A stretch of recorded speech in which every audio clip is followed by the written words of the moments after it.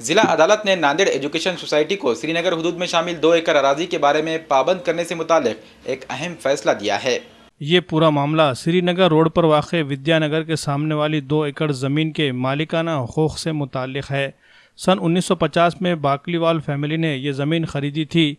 तब से लेकर 2010 तक ये ज़मीन उनके ही कब्ज़े में थी। 2010 में पहली मरतबा नांदेड़ एजुकेशन सोसाइटी की जानिब से ज़मीन मालिक को तामीराती काम करने से रोका गया, जिस पर ज़मीन मालिक ने अदालत का दरवाज़ा खटखटाया। नांदेड़ की मकामी अदालत से लेकर मुंबई हाई कोर्ट की औरंगाबाद बेंच तक ये मुकदमे की कार्रवाई जारी है। इस दौरान 19 सितंबर को नांदेड़ के मकामी अदालत ने नांदेड़ एजुकेशन सोसाइटी को पाबंद किया है कि मुकदमे का हतमी फैसला आने तक 2 एकड़ ज़मीन पर कब्जा करने से मुतालिक किसी भी तरह की कोई हलचल ना करे। इस सिलसिले में मुकदमा लड़ रहे फरीक़ैन और उनके वकील से बात करने पर उन्होंने तफसीलात कुछ इस अंदाज में बताई। हा वाद नांदेड येथील श्रीनगर सर्वे नंबर 18 येथील 2 एकर जमिनीचा होता।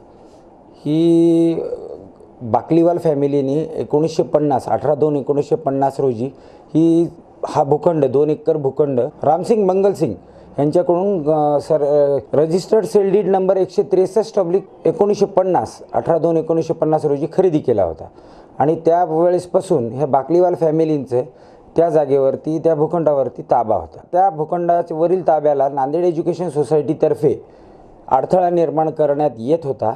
तसा पहिला प्रयत्न ऑक्टोबर 2010 मध्ये झाला आणि ऑक्टोबर 2010 मध्ये झाल्या बाकलीवाल फॅमिलीतर्फे नांदेड येथील दिवाणी न्यायालयामध्ये 441/2010 हा दिवाणी दावा दाखल करण्यात आला। लगेचच प्रकरणाचं गांभीर्य आणि कागदपत्रांची पाहणी करून न्यायालयाने तत्कालीन न्यायाधीशांनी 30/10/2010 रोजी ॲड इंट्रीम इंजंक्शन पारित केलं, जे आज अस्तित्वात होतं आणि नुकताच दिवाणी न्यायाधीश कनिष्ठ स्तर श्रीमती नागोरी मॅडम यांनी आदेश पारित करून 19 तारखेला जो दिलेला 30/10/2010 चा आदेश आहे तो कन्फर्म केलेला आहे आणि नांदेड एज्युकेशन सोसायटी यांनी सर्वे नंबर 18 मधील 2 एकर जमिनीवर असलेल्या बाकलीवाल परिवाराच्या ताब्यात नांदेड एज्युकेशन सोसायटी किंवा त्यांच्या वतीने कोणत्याही व्यक्तीने ताब्यास अडथळा निर्माण करू नये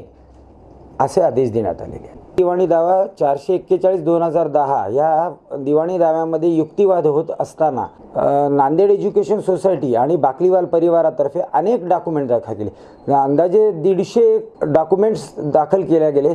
ते 18/2/1950 पासून ते जून 2018 पर्यंत सर्व डॉक्युमेंट कन्सिडर करून जवळपास 150 ते 200 डॉक्युमेंट कन्सिडर करून आणि उच्च न्यायालय तसेच सर्वोच्च न्यायालयाच्या विविध खटल्यांचा आधार घेऊन दिवाणी न्यायाधीश कनिष्ठ स्तर नागोरी मॅडमनी हा आदेश पारित केलेला आहे।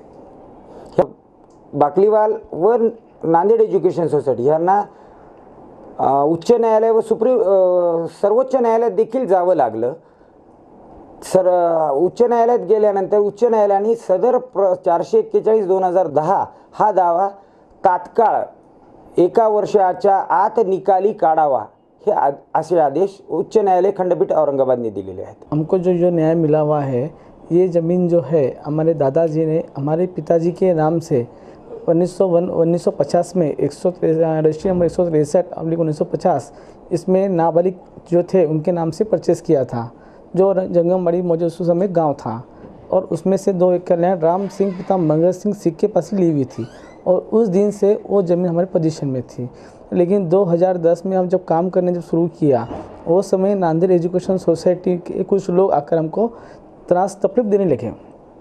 इसके लिए हमको वो तकलीफ ना होना, हमको बांधकाम में रुकावट नहीं लाना, इसलिए हमने उस समय कोर्ट में अपील की, यानी स्टे हमने उनको पाबंद करने के लिए रोकने की कोशिश की। तो उस समय हमको 2010 30 अक्टूबर को हमको एड इंट्रीम मिला और वो इंट्रीम आज भी हमको जो कल की जो 19 सितंबर 2018 को वो हमको कंफर्म कर दिया कि नांदेड़ एजुकेशन सोसाइटी कुछ जो सोसाइटी जो लोग हैं उन्होंने हमारे ज़मीन में अगर हमको अड़चन निर्माण ना करे और हमको तकलीफ ना दे और हम उनको बांधकाम की पूरी तरह से सहकार्य करें।